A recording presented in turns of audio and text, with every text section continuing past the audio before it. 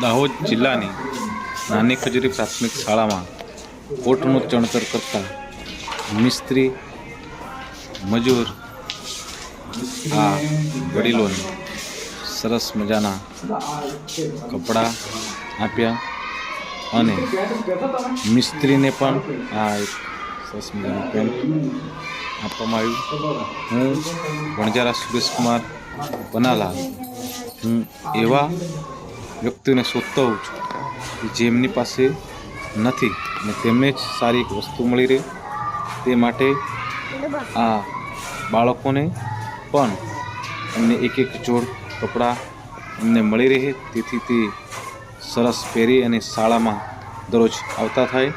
ઘણા બાળકો એવા છે કે જે હું ગામમાં ફરું છું ત્યારે તેમની પાસે કપડાં હોતા નથી ત્યારે તેઓ ઘરે રહેતા હોય છે।